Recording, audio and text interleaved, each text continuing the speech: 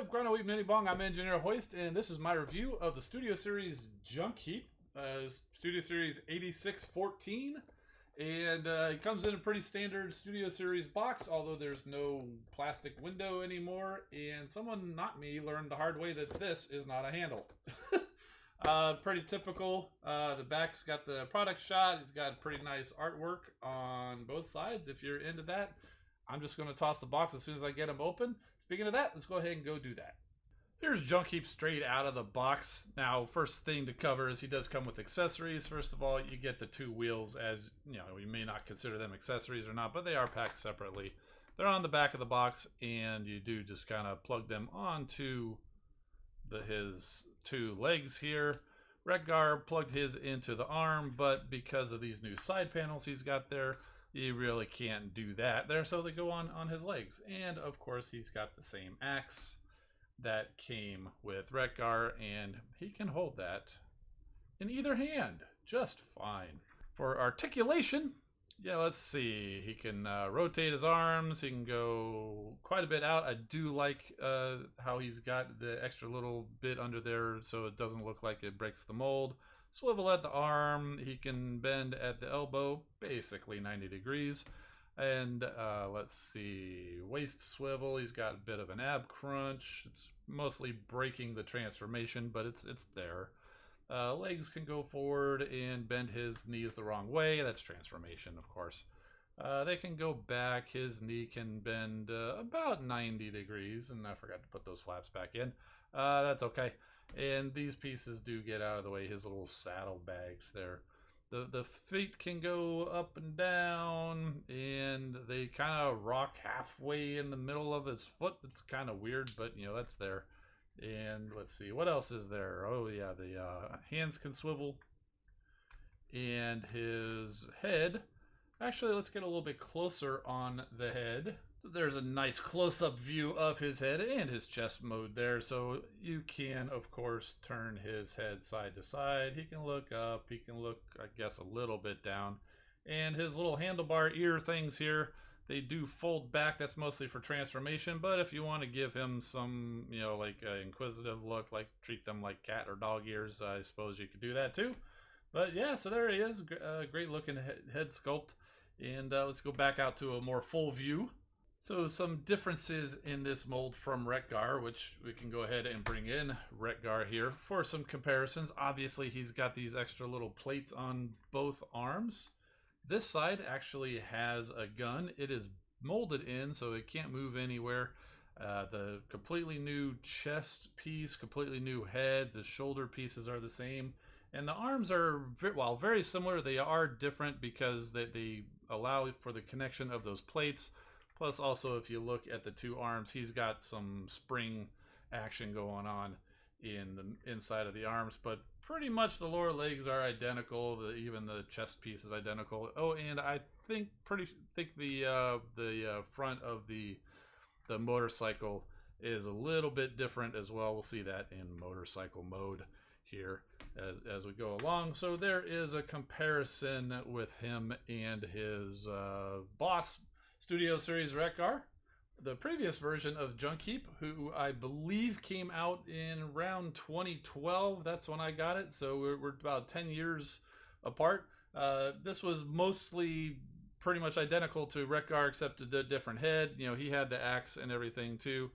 And but yeah, so obviously we got a deluxe class figure here, we got a Voyager class figure over here, so clear height differences and quite a bit different figures. I definitely recommend picking up these guys too if you can find them. Okay, now transformation is basically the same as Studio Series Redgar, except there are a couple of extra steps to include his little handlebar ears and the little panels on the side. Obviously, you take off his axe and you set that aside. You take off his wheels because you kind of parts form those, but that's how they did it in the movie, right? You know, the wheels kind of flew off and they all flew apart too, and then ultimately transformed. And I don't remember the exact instruction order, but I always start with the easy stuff first. You know, flip the fists in there, and you can see, bring the chest forward and fold all that out like that. And let's see, you can fold those ears back, bring these pieces out, and flip this part out. And these need to rotate around like as if his arms are up. And rotate the panels towards the top.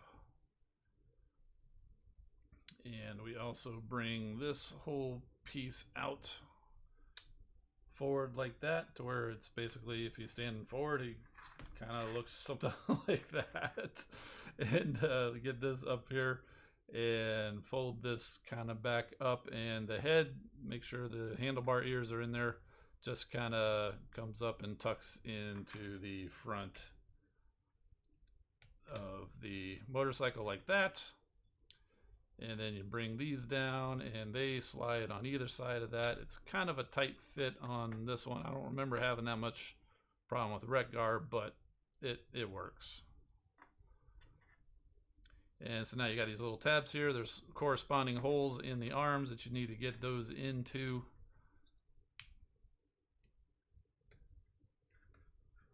Where are those? There they are. Right up by the arm swivel. Those go in there. And just kind of get that. And it might be helpful to go ahead and put the wheel in before you get all that tabbed in, but it usually have enough play to separate that and get that in.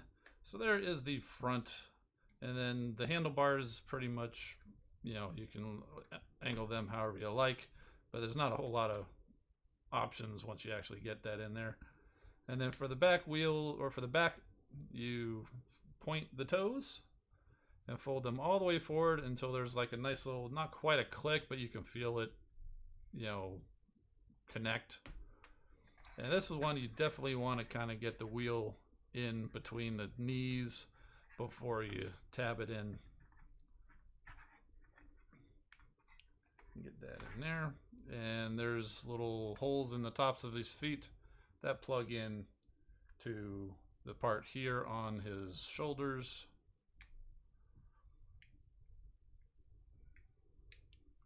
So you just kind of do that. You get the other side. And then the last thing you do, you take these pieces and you rotate them around, and there's a new tab here on the side of his foot, which will tab into a hole on the side of the panel.